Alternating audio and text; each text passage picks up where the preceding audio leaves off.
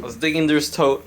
I throw all my packages on the shelves, and I look in there. I'm like, oh, piece of trash. Then I touch it. I'm like, why is it laminated? And turns out, I'm a winner, guys. So Amazon has like a little program for fun.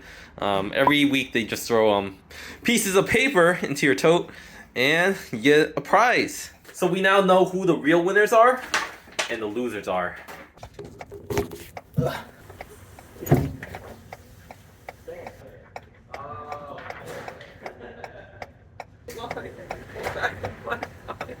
Look at that. Alright guys, we're in the break room and this is what I won. Swag bag. So there were a couple options. We had the refrigerator or mini fridge, which I already have, air fryer, which I also already have, and the mystery gift. But we got the swag bag. So what's inside? Fresh bag, you know, I love Amazon. Oh, like my bag, I want it. We have a t-shirt, delivering smiles. Amazon sweater, sweatshirt, says Warriors. Peak t-shirt. I already have one of these. Could use another one. What size is this? 2XL? Is that what they think of me? What? What's that? This guy. Amazon logistics notebook. What else is there? So much cool stuff. Look at this. Amazon bottle. Amazon sweater. And again, the bag, super nice. Oh, wow. Let's get it. I'm not a loser anymore, guys. I'm a winner. I'm a winner.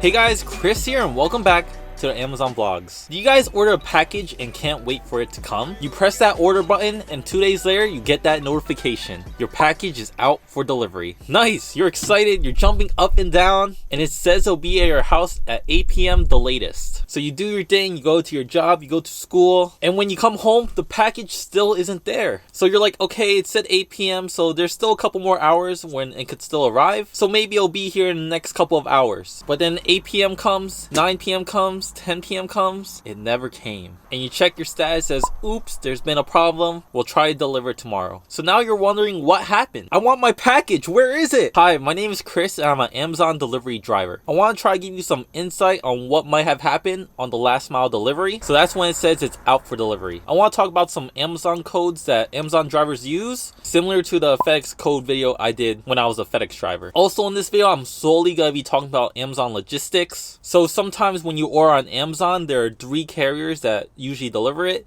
It's either by Amazon, USPS, aka the post office, or UPS. So this is where you put in the codes if you need to put in a code.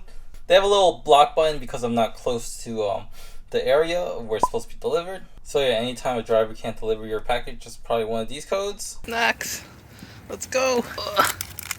Oh my god, thank you so much. Yo, hey, are you okay up there? I think he's hanging, guys.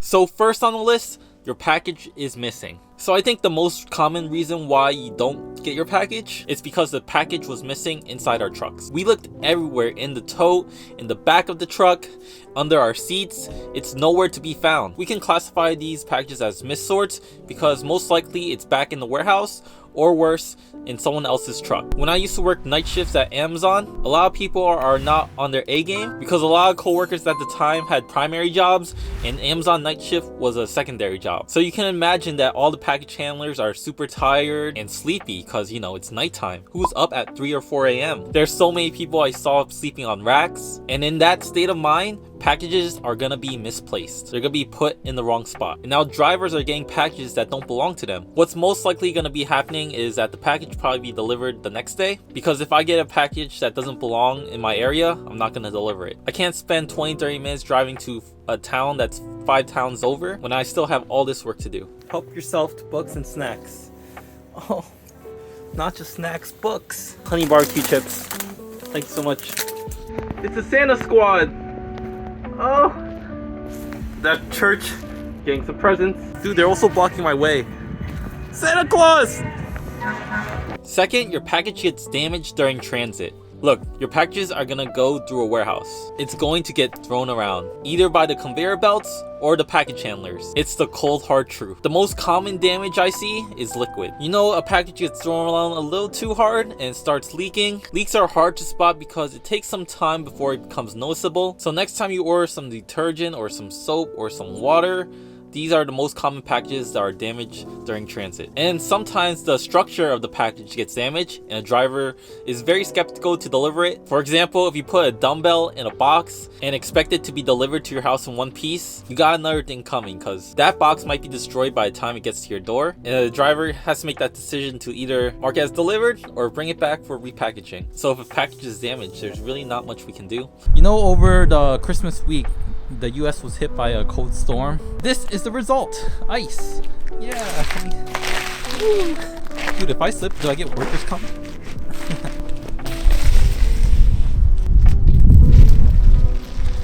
Now, what happens if you let your dog out in the yard and now the driver can't get to your door? I think most drivers would probably just leave it by the yard where they're safe. If a driver doesn't feel safe, he's most likely gonna leave it or bring it back. Now, there isn't really any codes for this type of situation, but on the scanners, we can mark that you guys have a dog, because I think a couple months ago, there was an Amazon driver that was attacked by dogs, and sadly, he passed away due to that situation. Now we can mark houses with dogs. This is what it looks like when there's a dog at the location. You can see it's on the bottom of the notes. And this is everything you need to know. If you feel unsafe, don't deliver the package. Just call driver support. I think it's a waste of time. Every time I call them, it takes like 10 minutes. And what are they supposed to do? Are they coming to the house? Are they gonna talk to the dog? So another code I never use is UTL, or unable to locate. Basically, a driver has a hard time finding your house. Do you live in an apartment complex with confusing apartment numbers? Is your house new construction and they just recently built it? Did you make a mistake typing your address? Instead of writing 5 Main Street, you wrote 55 Main Street? Or maybe you just live in a house that's hard to find. Like I said, I really never use this code. I think most of the times the Amazon system catches it before it goes to the trucks. But yeah, sometimes we can't find your house and we're gonna mark it UTL. Next on the list, business closed. You have a business and have business hours. Now, the routing system that we have here at Amazon is supposed to prioritize the businesses, but I don't find that that's really the case. And yeah, I use this code pretty often because sometimes you'll go to a business and the door is locked and there's really no safe location to leave it in. You don't want to leave it in public where someone could just snatch it up. You don't know how long that business could be closed. And to mark it as undelivered, you press this little mystery box, and it's gonna give you a couple of options. We're gonna say unable to deliver, and then we're gonna choose business closed right here, and it's gonna give you the hours. That looks like the hours, but in this case it's just closed, I believe, just for the holidays. And we swipe to finish. So to code a package, all you gotta do is this. We'll put BC for business closed. Hey, we got pugs too. Pugs! They always want a piece of me. But nice. Grab a drink, Gatorade, Costco, granola bars. Alright, thank you so much. Signature/recipient required. Now, signatures aren't really a thing at Amazon. I would say I get a signature about once a month, if at all. And the level below that is recipient required, where you don't need a signature, but you need to hand it to a person. Next, we have no safe location and unable to access. I think these two are kind of interchangeable. Like, if you couldn't get access, you might put no safe location. Now, let me take you to a place where these codes might be used. So right now, I'm on the main street where there's a lot of shops and there's also a lot of apartments. For example, this apartment building is connected right next to this deli. And as you can see, it's locked. So what a driver probably should do is ring all these and hopefully he can get access.